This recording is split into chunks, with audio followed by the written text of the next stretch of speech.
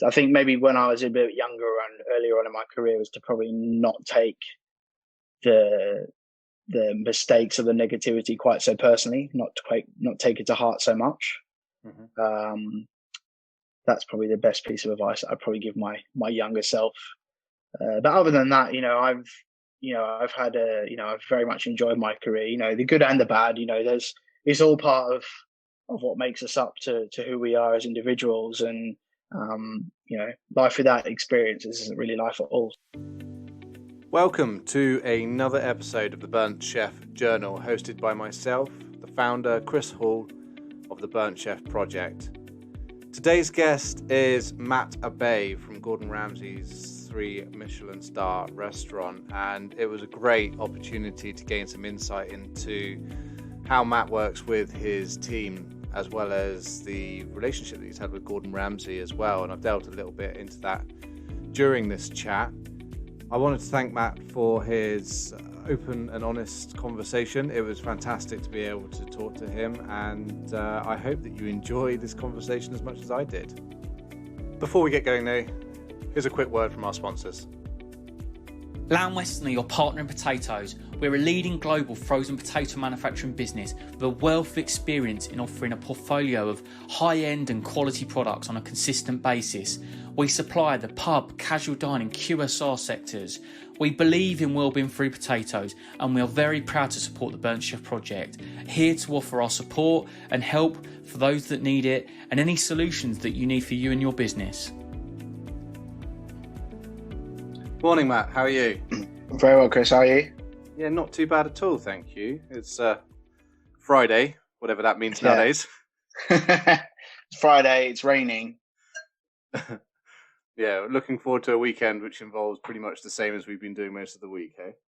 Exactly right. I mean, that's just, pretty much the sum total of what it is like at the moment. Oh, mate. I mean, thank you for joining us. I'm sure that even over lockdown, you've still been relatively busy, have you? Been up to much? I mean, it is what it is, really. Just started, so obviously menu planning a little bit as well, and that sort of thing, just as we've been going on. So, it just takes, I mean, it's hard to know at the moment because you don't really know what season we're going to go back to. So, no, I was funny enough. Sat and I were chatting about this a couple of weeks ago. We said, if we time it right, we might be able to get back for the asparagus season, but then that's moving earlier and earlier every year anyway. So the chances it is, yeah. I mean, who knows? I mean, I don't know. I mean, obviously we've had quite a hot summer, so and the winter's been, well, it's been fairly mild again, I'd have to say. I mean, I know we've had a little bit of snow, but it's probably been quite a mild winter, so yeah, it probably will come quite early. I know we use some amazing French asparagus, and the first time I started using them, the season started on the 1st of Feb. That's Monday, isn't it? So, well, we get some nice white asparagus and purple asparagus on the go then, and at least it gives us something to play with at home before we end up going stir crazy. As long as we don't miss out morels. Oh, I know. Well, it's that, and it's all the other seasons as well that we're missing. Like the wild mushroom season, we pretty much missed at the back end of last year because we weren't really able to take advantage of it. But hopefully, it means that the mycelia have had the chance to expand, and then the following year will be a hell of a lot better. Yeah, I mean, hopefully. I mean, the thing is, it's well, yeah. Like, I mean, we missed asparagus last year. We got the beginning of Jersey Royals, but then they were pretty much, we were all cooking them at home, but we weren't cooking them in the restaurant. So it's a success. We've stopped the beeping noise. That's fine. What's going on in the kitchen today then? Is baking? We're just using up some very ripe bananas. I don't know what we're having yet, so just keeping it a surprise. It's not banana bread, I've been told. So I was going to say, no, everything points, to banana bread if the banana's being used. But I'm intrigued. I'll be if you finish before the end of this podcast, I'll be like to see the end result. Yeah, I mean, I don't know what. Maybe it's muffins. There you go, banana muffins. Muffins, fantastic. I would also, on a slightly more sort of salesy note, I'd be very interested in having a chat with Sally at a separate date on the podcast as well, because one thing we haven't had yet influential sort of women on this podcast, and I really like to try and level that out. Yeah, no, she'd be definitely up for having a chat, I'm sure. Fantastic, thank you very much. So, well, without further ado, we'll sort of crack on. We've got quite a few bits to to go through. I mean, I'm primarily sat here listening to you, but I suppose the first thing is if you could just, for anyone who might perhaps not know who you are, just give yourself a sort of a bit of a quick introduction and a bit of a bio about yourself, Matt. That'd be great. Thank you. Sure. So I'm the Chef Patron at Restaurant Gordon Ramsey. I've worked for Gordon now for nearly 14 years, originally from Australia, from Sydney, where I worked at some amazing restaurants, one called Aria in Sydney and then one called Vue de Monde in Melbourne. I moved over to the UK at the age of 21, and I've been here since. I'm now 36, and yeah, I started my career at 16. Very humble beginnings in an RSL in Australia, which is like a return servicemen's league. So it's like a big club, like a community kind of club. We used to serve 1,000 covers a day, and now I've dropped back to Restaurant Gordon Ramsay doing 90 covers in a day. It's it's a nice change. And I've very much, so pretty much from the second year of my career, I've always worked in fine dining restaurants. It's where my heart and my passion is. I really love the attention to detail and what goes into running a fine dining restaurant in the kitchen. It's completely, I suppose, dropping back from 1,000 covers a day to 90. It seems, even working for characters like Gordon Ramsay, it should be a doddle in comparison, hey? Well, yeah, I mean, not quite. Obviously, no. The thing is, though, when you're dealing with lower number of covers, it allows you to offer more attention to detail to every plate of food and every aspect of the business and the environment. It's you remain in more control than, for instance, say than 1,000 covers. The printer's the boss. So yeah, you hear that ticket machine going, and that's it. You're in straight in automation mode, hey? Yeah, well, we're lucky at Restaurant Gordon Ramsay. Everything's still handwritten. We have no electronic checks, so it's still a very nice way to operate a business. I have to say, it's a big touch and something honestly, I wouldn't want to change. Yeah, it's interesting, and we'll come on a little bit more to sort of the operational side of how you operate with your team and sort of their well-being and efficiencies. Because I mean, I guess everything within a restaurant of that level of perfectionism has to be a beautifully well-oiled machine. So I'm quite intrigued to touch upon that a bit later on if we can. So what was it that sort of made you fall in love with food in the first place? I mean, 16's sort of a good age to get into hospitality, but what drew you to it? Well, growing up in Australia, my parents, so we used to, obviously I have a lot of friends from all different, backgrounds. And, I think as kids, kids always, you trade your lunchbox meals, you trade bits and pieces along the way. And I think it was just, you'd share little bits and pieces with your mates at school. So you get to try different things, whether, my friends were from Malaysia or they're from Sri Lanka or Pakistan or anywhere like that. You just get to try or understand different little staples of their daily routine versus my, probably Vegemite sandwich that my mum would have packed for me or something like that. So it's, yeah, and then the rest of my food culture or background. I mean, my grandparents travelled a lot pretty much throughout their life. They'd done a lot of travel through their business, and then in retirement, and as they got older, they spent a lot of time traveling the world and exploring different places and different cuisines and things. And we, as a family, when we sort of met up, we used to go out for.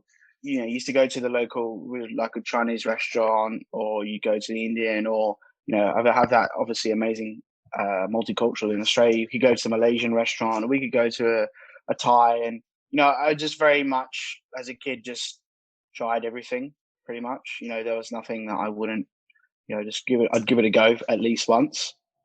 But I think some of my fondest, simplest, food memories come from times shared with my grandparents and my family. And in the right season, avocados in Australia are absolutely amazing. And a simple thing used to just be an avocado split in half, salt, pepper, a little bit of vinaigrette inside. And I just remember, that used to be a little starter or something for a little family meal. But yeah, just simple things like that, just real, that kind of basic things. And even watching my grandfather, after finishing a Sunday roast or a dinner, he'd go and grab a slice of bread to always mop up the last little remnants of sauce or whatever it was left on the plate, just to make sure he savored every last mouthful. That's But yeah, I think what drew me to becoming a chef, my whole life, my mum used to keep these like little records. She'd put my school photo in, measure how tall I was, write down who my friends were, my favorite color, all that sort of things. And one of the little questions on this little page she used to fill in like every year as I was a kid was, what do you want to be when you grow up? And from an early age, it went every year between chef or a fighter pilot or defense forces. That was kind of my variation always. And then, yeah, as I said, at 16, an opportunity arose where, the reality of becoming a chef became very real. And I was absolutely amazed by that possibility and opportunity, and asked my parents, and my mum was, yeah, let's speak to your father. And my dad was very, very much at the time, no, you need to finish school. But it only took a weekend of talking to them, and then they spoke to one of my school teachers, and I managed to convince them for them to. I went back to school for one more week and then left. And then, as they say, the rest is history, I guess.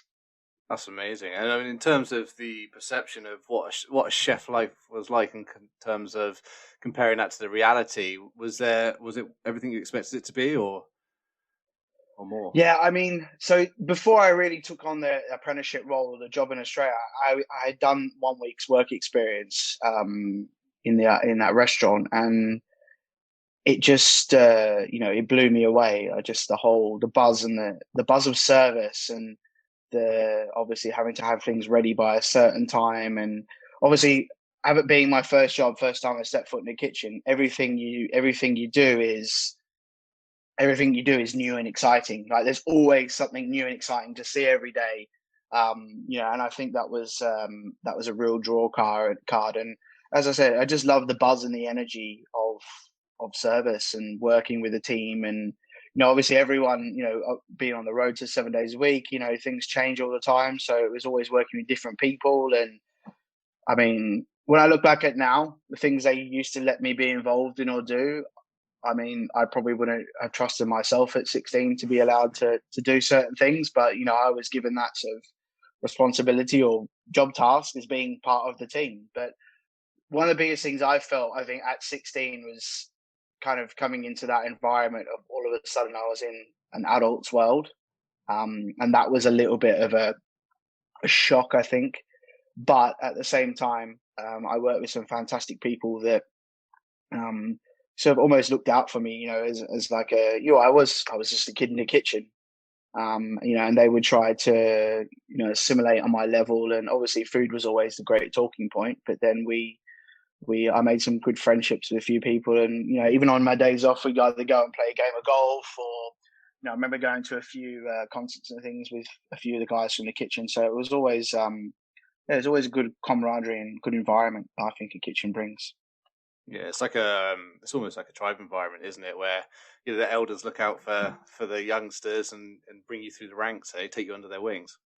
Yeah, absolutely. I mean, I think, yeah, and it's like does very much have that instinct sometimes where the young ones or the people come in and they want to fit in, they want to prove themselves, but it's not necessarily what you do. It's more about how the attitude they apply to it every day. And then the senior ones will kind of clock on to the good attitudes or the good bodies, the good people that we've got in the kitchen, and very much, as you said, nurture them. And that's the funny thing is sometimes the people that end up doing the nurturing aren't necessarily the mentor that I would have potentially picked for that individual to gravitate to, so it's quite interesting to see sometimes how the dynamic of a kitchen can change at any second.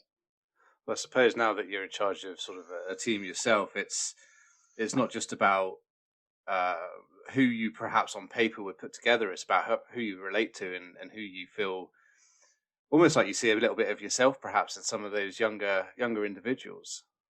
Yeah, absolutely. I mean, when I'm taking anyone on in the team, I don't really necessarily look for past experience or skill set. I won't be like, oh, can you go and brewmeister a shallot for me or something? And then if they can't do it, I won't give them a job. It's not really about the practical skills, because, what I've come to believe and understand is, you can teach a chef how to cook. You can teach them how to do that. But it's trying to find those individuals that have that natural yearning to learn and the want to succeed. And provided they've got that, you can, I'm more than happy to always give my time and, for them to become part of our team, to grow and to learn. And, obviously at the end of the day, yeah, I used to get very frustrated sometimes that, why is that not how like I've done it, or how we used to do it in the past, or why, but rather than asking those questions, the reality is it's just having that mature understanding now that, yeah, we're not all the same. What one chef will achieve in 2 years might take another chef 3, 4, 5 years. But it's as long as that individual has that persistence and will to succeed, then they've got my support, or they've got the team support to get them there and for them to be part of our team and to grow. Yeah, and it's this key topic that one of the ones that we try to focus on when we speak to business owners is about understanding that not everyone can be tarred with the same brush, and everyone is individuals and they have their own unique strengths and weaknesses, and things take different times. And I think, as you say, it takes a certain stage of a manager's journey to be able to identify that and say, well, do you know what? It's not a case of why haven't you done it. It's like, how do we get you there, and what's the ongoing process look like? But it leads me quite nicely on, actually. I mean, at the age of 36, to have been in such a prominent role from such an early age as well. Like, I mean, what was that like? How did you go from being in Australia to being chef patron of a 3 Michelin star restaurant, working with one of the sort of well-known names in the industry? I mean, as I said, if I look at if someone were to ask me, oh, could you write up your CV for you? I've got a grand total of 5 jobs on my CV. And I think the way I was is, I'm a very headstrong kind of person. And if someone tells me that I can't do something, I will just keep trying to go and go and go until I can, or until I can succeed at what you've just told me I couldn't do or couldn't achieve. Mm-hmm. And I think, as I've progressed through my career, I've always tried to make the right choice. And I've always been very focused on what it was, where I wanted to get to, and what I wanted to achieve at that time. I wouldn't go and attend, 5 job interviews. I'd pick my number one. I'd put all my energy into, job number one and whatever it was. And, I never went to a second interview for another job. Every career step I took. It's like getting the job at Aria. I went for a trial and it was amazing. And the head chef at the time said to me, "Oh, Matt, we haven't actually got a position for an apprentice like today or right now, but keep in touch, and I'm sure something will pop up along the way." So I called them 2 times a week for 6 weeks. And I think maybe either it was out of the fact of me annoying them, or something actually came available that, then my position was made available for me. But yeah, I think, just through my career, I've just tried to, I've always had the ambition of taking on a role in a restaurant for a long-term position, not a short-term gain. I've never taken a job just for the sake of trying to fill in a gap. It's always been a decision that I've wanted to make. And I've never really left another job until I'd secured my role at my new job, and I always tried to do that with the blessing of the team and the chef that I'd worked for prior to that. And 9 times out of 10, it was actually that chef had very much sat back and thought, "Yeah, great, this is a great opportunity for your progression. how can I help you, or what can I do to guide you or steer you in the right direction to securing that next role or that next opportunity that you will need. So very much a lot of my chef mentors in Australia, when I moved to the UK, opened up many opportunities and doors for me. But obviously it was the Gordon Ramsay door that I went knocking on, and I was very fortunate in the sense that I took the job at Claridge's, and Sarja basically said, let us know when you get here and what day you want to start, and off you go, you're good to go. Which was an amazing experience in the sense of the fact I didn't have to do a trial or anything like that. I literally just called them up and was like, hi, I've moved to London, I'm ready. But then, through the Gordon Ramsay group has always supported me. Back in the day, it was obviously assisting me to sort out my visa, so I could continue to work in the UK. And, I was very fortunate. As I said, I've been at Claridge's for, a year. And when I came back from Australia from securing my visa, I was promoted to sous chef. And it was 2 years at Claridge's. I was just yearning for more again. I just wanted to be challenged. I wanted to be pushed. I wanted to, elevate the cuisine and kind of get more into that, more attention to detail. And obviously the natural progression was that, well, why don't you go down to Hospital Road and go for a trial? So I went down to Hospital Road for a trial. Claire was the chef at the time, but she actually was away, I think, the day that I had my first trial, doing something with Gordon, and the sous chef was there, and then Mark Askey turned up and to run the kitchen during service, and it was crazy. I had no idea. Like, literally going back to there was almost like starting my career all over again. Literally from having to be taught how to peel a carrot because they had a specific way or what they wanted to do. And, it was kind of one of those giddy moments where, funny, having watched Boiling Point in the past, but then all of a sudden you're actually, you stood in that kitchen. It's like the theater of dreams in a sense. You're standing in there and you're now allowed to be a part of what happened there, or the history that restaurant's renowned for, in a sense. And it was, it's a great buzz, and obviously I love that day, and I stayed in touch with Clara, and she said, well, if you want a job, you still need to come and do a trial when I'm here. So I had to come in and do another day, which was really good, really nice. Came in, and I was hooked after the first experience. The first day, it was where I saw myself wanting to be. And I very much gravitated toward that, and that opportunity was made for me. I think I left Claridge's like 2 weeks later and started at Restaurant Gordon Ramsay, and started on the garnish, where I worked there for a year. And at the time I felt like it felt like it was forever. But looking back on it now, like the respect that I've got for all the vegetables and the different forms of preparation, but also having an opportunity to be on a section throughout all the seasons, gives you that amazing depth of knowledge and awareness. And then,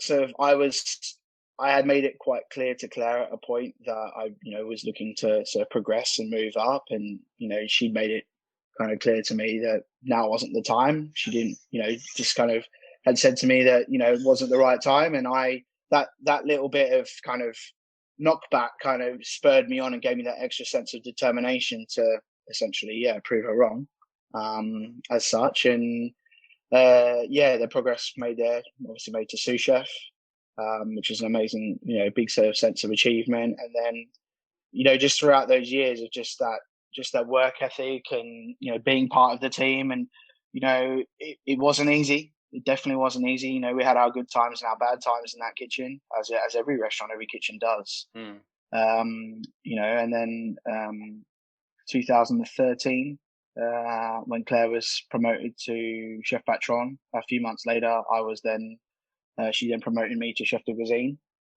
which was a massive achievement. I remember that day.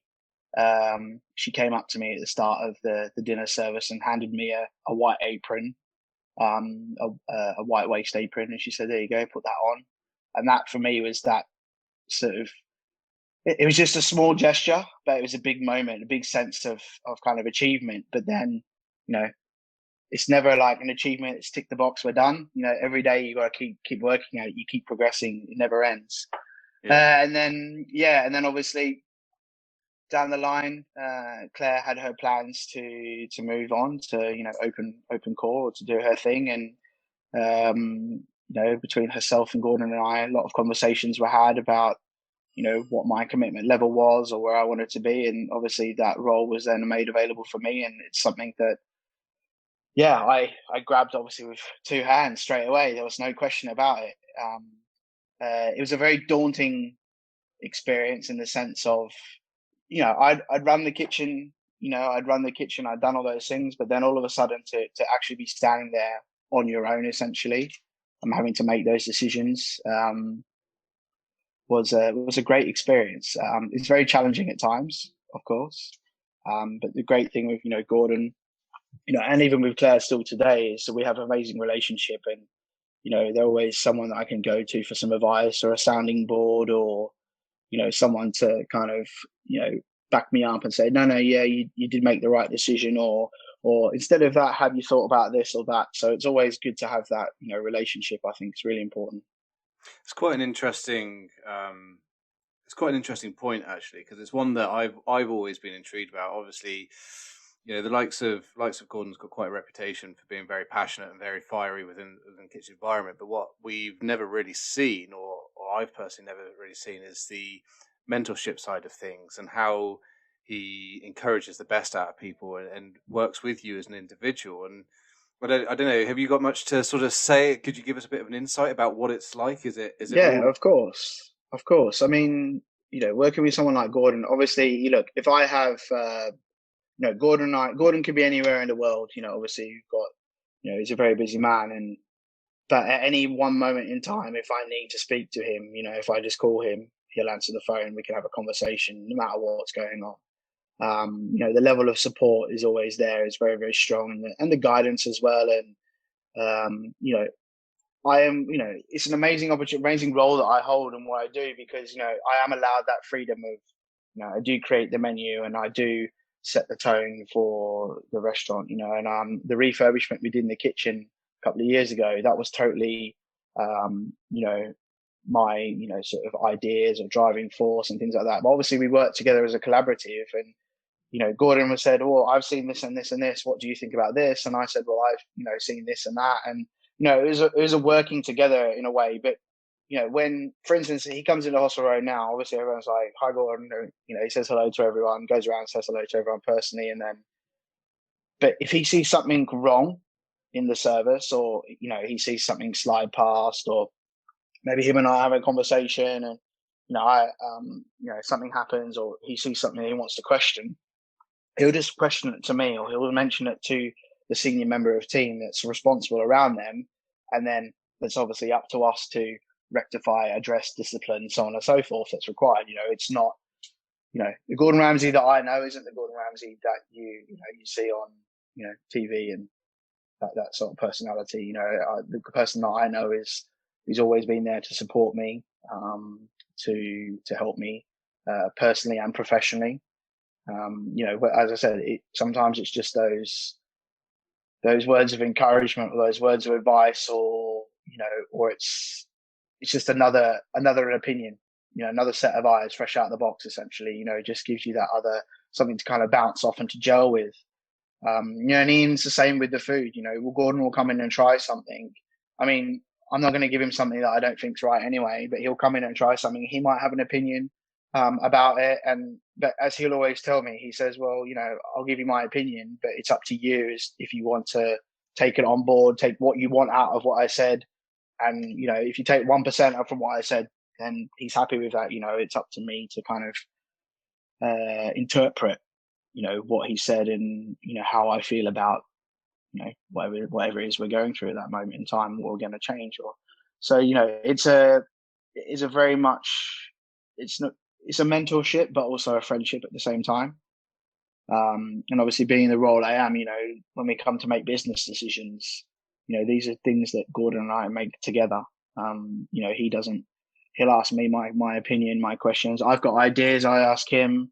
As I said, he'll interject, he'll put his thoughts in, then I'll put my counter thoughts in, so on and so forth. And, we actually get to a result quite quickly normally because we've got that kind of two sets of eyes and the way it kind of, two different ways of looking at things. So, no, he's very supportive and very positive.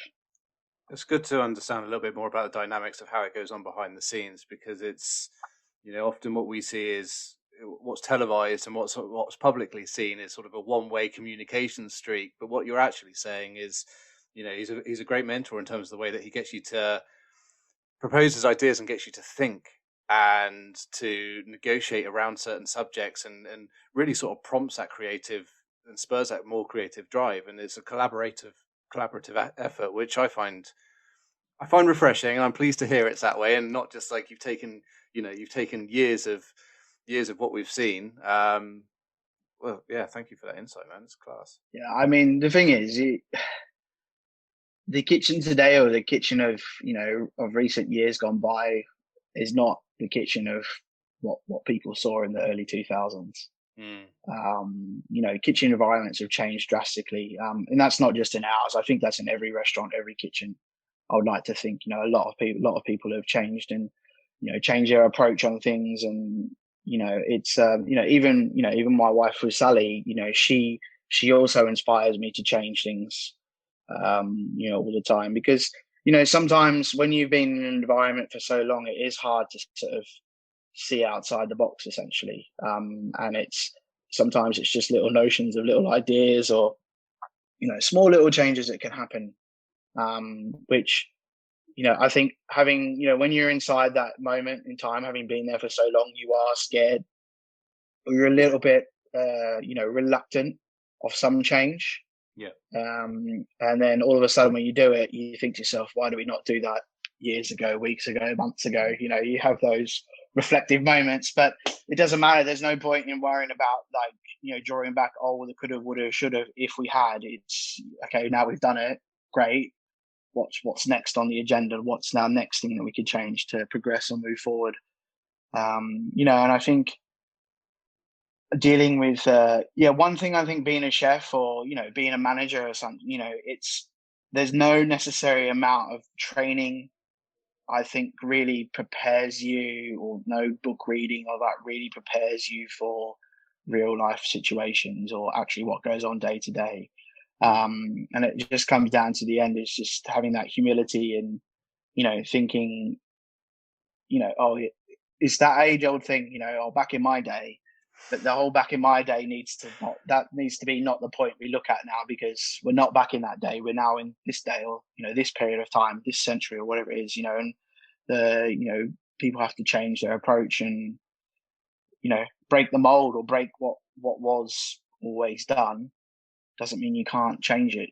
You just have to go about it. We just go about things in a different way, or assess those situations and evolve and adapt.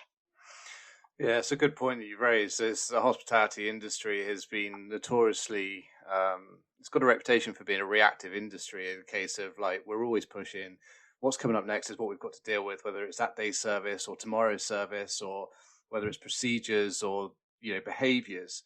But I think where we're starting to, we're over the last sort of 10, 15 years, we've seen a radical change, but we're starting now to become much more forward thinking and going, okay, what else can we do that's going to completely change the way in which we operate, and it's going to provide a whole wealth of additional benefits? And it's an interesting, it's a great time to be part of this industry for a start, and I think those that are coming into it now are going to get so much opportunity to not just have a better work-life balance and, better surroundings, but they're going to come into a much more nurturing environment than perhaps we would have done even 10 years ago.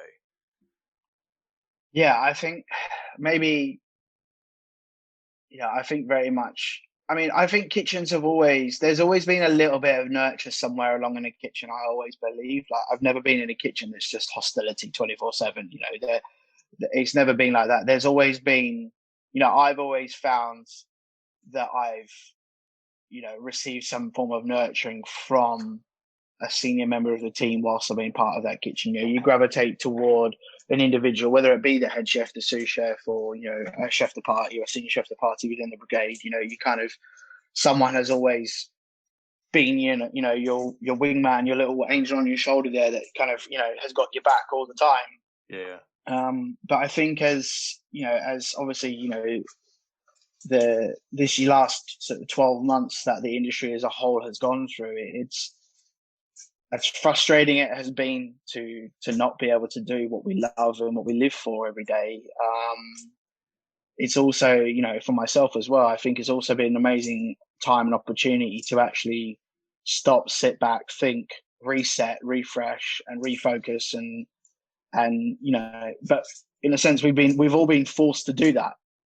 I don't think any restaurant or any business, when they got the opportunities to reopen, or when we do have the opportunity to reopen, will just go back to doing exactly what they did, say 2019. It's not a case of that anymore. We've all had to change. We've all had to adapt, and evolve businesses, and look at our approaches and make changes. And and at the end of the day, some of those changes, obviously they're made for a business choice, a business decision, but the other times too, they're also for the people. The benefits come out of that for the people within the business, which, as I said, I think it's definitely going to make for a great future for the industry. And hopefully, I think chefs now are a lot more open and sort of collaborative and friendly with each other, versus sort of maybe 10, 20 years ago, it was a lot more kind of dog eat dog and no one wanted to share or help or support. Whereas now, obviously, the industry it's a massive industry.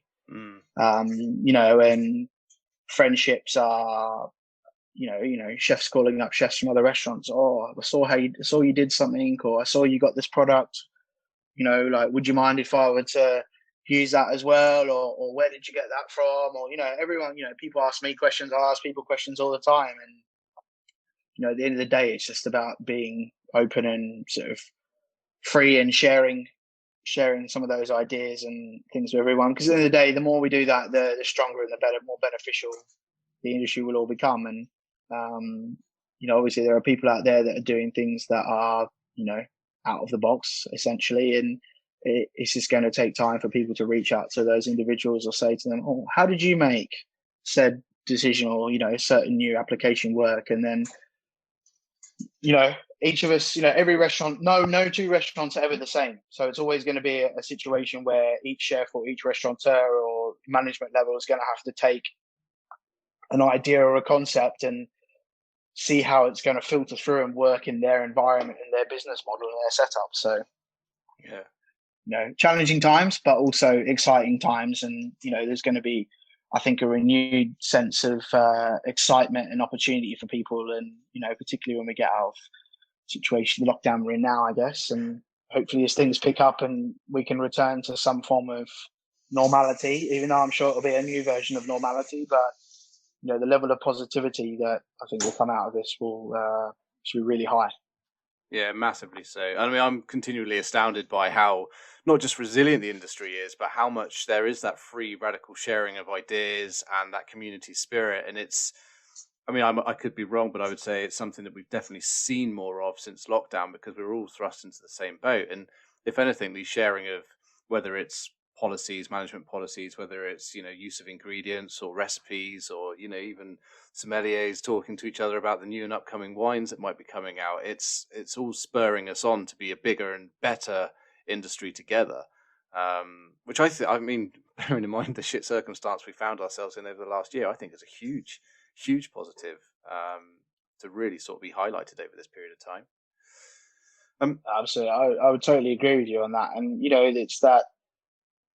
It is, well, I guess, if we all look back at history, I guess it's always the tough times or those pinching moments that define history or make they are the moments in time where pivotal change happens. So I guess that's now. And again, it nicely brings me on to a point. I mean, obviously your career you've obviously worked hard. You're a very driven individual, and I can resonate with that. You sort of just hold yourself accountable and challenge yourself, and I love that.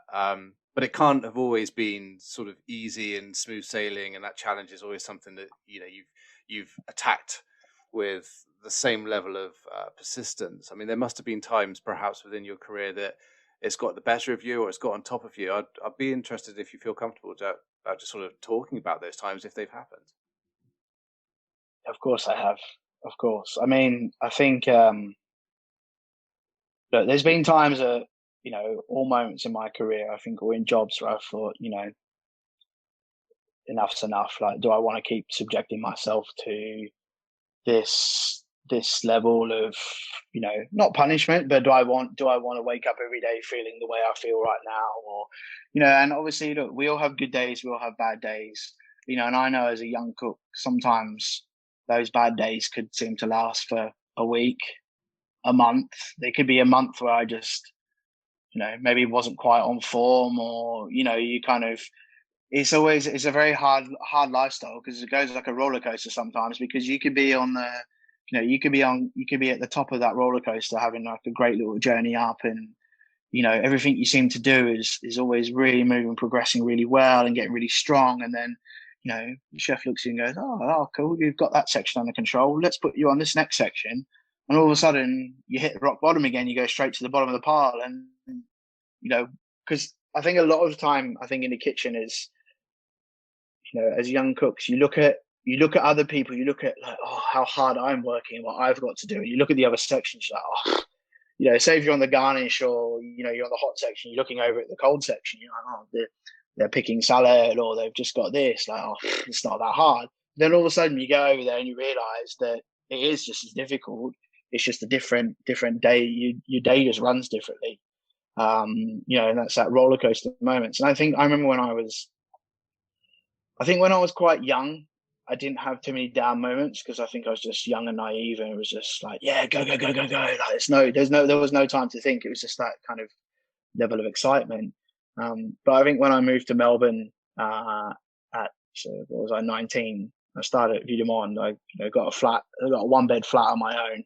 I lived on my own. And my whole life for those 2 years was very much just work, come home, go to work. My days off I used to spend a lot of time sort of on my own, just catching up with the chores, doing the laundry, or I used to go out for a cycle on my bike on my own. It was a lot of time just sort of, I think I was just more really exhausted. I think I probably was just, kind of not hibernating, but yeah, I just very much spent a lot of me time at that point. And, sometimes in those instances you think, oh, it'd be nice if there was someone else in the flat, like say if it was a flat share. They might not have anything to do with our industry. It might be someone that works in finance, or God knows, a nurse or anything like that. But you could just be sat there and you could have a chat about other things. Yeah. And I think, there was definitely some times, when I was working at Vue de Monde that were very difficult, very, very challenging, kind of, very much ways I don't see happen anymore. But, the kind of mind games, I think, that people used to play with people, and, words, sometimes words can be a lot more hurtful than an action, essentially. And then obviously there was, there's been times, as I said, in all my jobs, even times at Hospital Road, where I've just, kind of almost worked myself to like levels of exhaustion, and you don't want to kind of give up. But no one made me do that. It was me actually making myself do that, and it was, there's been a lot of times where I just haven't taken holiday. I haven't taken time for a rest for myself. And it was no, as I said, no one was saying, oh, Matt, you can't have holidays. I just didn't bother to take them. Yeah. Which, when you're young, I think maybe you think, oh yeah, I'm a hero, or, I'm just grafting away. This is really good. But, now as I've matured, and, you start to realize that, those moments in time are actually important. You do need to take time to take a rest and take a break. And believe it or not, when you're not in the kitchen, the world's not going to come crumbling down. You've got, if you've built a great team around you, and you've trained your team properly, and you've got everyone doing what they need to do, and everyone feels valued, and everyone feels that they're invested, then, it's going to be, just as good whether you're there or you're not there. But I still believe you still need to be part of that, environment and that team. So, yeah, I mean, we all have our down times, and there's been times, obviously, too, as I've been, in recent years, there's been, a few situations that have occurred, within the restaurant, not personally for me, but for other members of my team that have kind of really shocked me and kind of opened my eyes to, maybe noticing early warning signs of different, of people's mindsets and people's mental health. And, I think we very much sometimes just kind of, just get on with it, just keep going and keep going. It'll be all right. It'll be all right. But actually, there's times we have to stop. We have to address what's important for each person. Everyone's different. Some people convey their emotions quite happily. Some people will never convey any emotion. I've got some staff, you'll talk to them and you can just literally see that little tear in their eye because they feel that they've, let you down, or it's not even letting me down, but they just feel that they've let the team down, or they've made a mistake. And actually it's like, guys, it's okay. We learn from this, we'll get better. And you've got other people that will just stand there like stone cold looking at you, as if like you don't even know if what you've said or what's happened has actually had an impact or an effect. Yeah. And as I said, there's been some moments in time where we've had some, there's been some times when, I've, been worried because these are people, these aren't just my employees, this is my family, and when something's wrong or someone hasn't, you haven't heard from someone, or, someone hasn't turned up to work, it is a worrying sign when they've always been there or they've always done it. It's some moments in time where it's a big shock, real big shock. And then, you have to then sort of, you learn from those experiences too. At the same time, you can, it's hard sometimes because sometimes you can feel very helpless because you can't seem to fix it. And yet actually, and realizing, understanding now is just being there and just trying to offer the support or just being that person to listen to is actually part of the help. It is actually a big part of the solution. But obviously being chefs or being in the hospitality industry, our idea of helping fixing is very, it happens very quickly, doesn't it? We make a mistake, we fix it quickly. Yeah. Whereas, with people's mental health, it's not a case of just, it's not flicking a switch. It's not just replating that. It's not, changing the cutlery or topping up the glass of wine or whatever. It's not that simple. But at the end of the day, you just to be there for your team and to, obviously I try to make my team feel as comfortable as possible and confident they can come and talk to me, about, as I tell them all the time, I'm here not just about work. If it's any problems, any issues, money, partners, anything like that, family things, because obviously we've all, everyone's got families, as I said, there's things could be going on in someone's family life outside of work, which can obviously be affecting their behavior or their mental state. So it's important to kind of notice those changes in your team. And I make a big effort of every time I come in, every morning I come in and come around and I'll say good morning to everyone, come to them individually, and you can kind of gauge from that initial little bit of conversation every day, I think, how they're at, where they're at, whether you can see if they're busy. Obviously they're going to be a bit frantic, a bit stressed, and then other times you can kind of sort of see people's demeanor, and obviously just observing your team throughout the day and how they're reacting. But yeah, I'm very fortunate. I've got a great team of people around me, and everyone.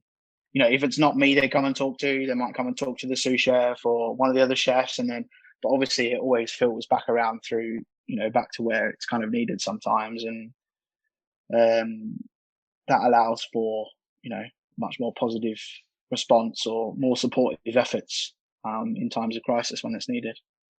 That's amazing. And I think you hit the nail on the head when you say about just being open to communication is so beneficial, even if it is someone that you can't read. We all have it from time to time. We talk to someone, they just sort of blankly look at you because they don't, as you said, we're all different. Some of us express our emotions and wear our heart on our sleeve, others don't. And in a team mentality, sometimes you don't want to be showing signs of weakness, but just to be able to have that open door and for people to be able to talk freely, and you don't even have to say anything sometimes. The power of that should never be underestimated.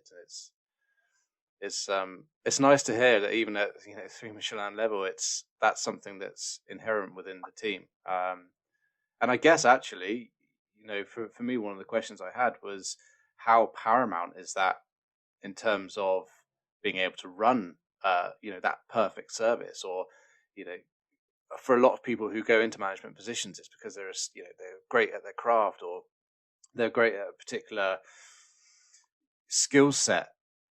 But I think, as we start to develop as managers and as we develop as operational teams, we actually realize that people are our assets, and we have to learn a whole new level of skill set to be able to make sure that machine is perfectly oiled and running as efficiently as possible.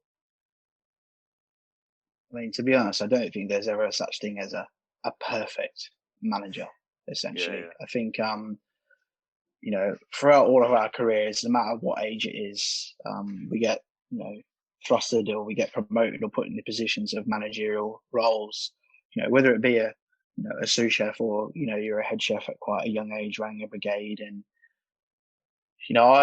sometimes I always found it harder as when I was younger, sort of being in my mid-20s, Arsenal Road, as a sous chef, I could have a commis chef that's 30 years old in the kitchen.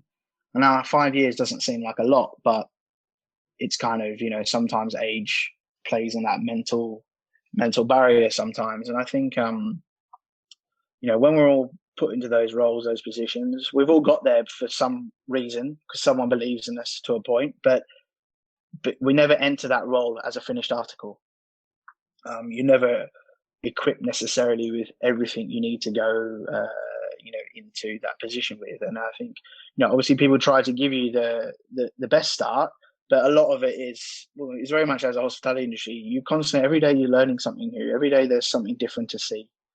There's always two sides to every story, or there's always another way of doing something. There's not always it's not just one direction all the time. There is always another opportunity, take the left path to end up on the right, or vice versa. There is always another way around a problem. And I think that comes down to the team and to the people that you have around you. And, obviously everyone has, we're not robots. We don't all think exactly the same. Mm-hmm. And, you can see with different members of staff, particularly now I can see with some of my senior team and other people, you can see that some of them you can see their stronger attributes in their managerial role. Like, I know they can all cook. I know they can cook, or I know they can manage the front, or, do the front of house, whatever it is they need to do. But I know you can do that role, but it's how you can see certain traits of how they relate to the rest of the team. Some are very nurturing and great at teaching skills. Some are very good at motivating or conveying instructions, or making the team feel very comfortable to come and approach them. And then you've got, as I said, you've got others that are just practical based, or people will gravitate toward them because of their skill set, work ethic in a sense, almost, versus their ability to do said other things. But that's the thing. I look at, I've got two sous chefs, and the kitchen will go to both of them, but for varying different things all the time. Yeah. So, it's quite interesting, obviously, and also that does come down to personal traits as well. Some people just generally feel more comfortable approaching a certain person to communicate with about something personal, whereas they feel more comfortable professionally talking to the other person. And then the next person next to them might be vice versa, or the other way around. So, there's a lot of challenges that we all face as managers, and we're never a finished product. And there's always, things to learn, and, even for us, for myself as well, there's always, different things to learn or understand, and to listen to, it's important to listen to people as well. Mm-hmm. Listen to what they're saying. Obviously we may have not been through that same experience, or we might not see it like that. But if you spend time listening to what they have to say, then that can also be prompt you to open your eyes and to be kind of, oh, actually, I hadn't seen it like that before. Or, and you start to understand individuals or different situations and how they affect everyone. Because obviously everything affects everyone differently in a team, as it does at home in a family life situation as well. And it's those paradigm shifts sometimes that can completely turn what you thought you knew completely on its head just by using your two ears and shutting your one mouth for a moment. So powerful. Yeah, absolutely. It's I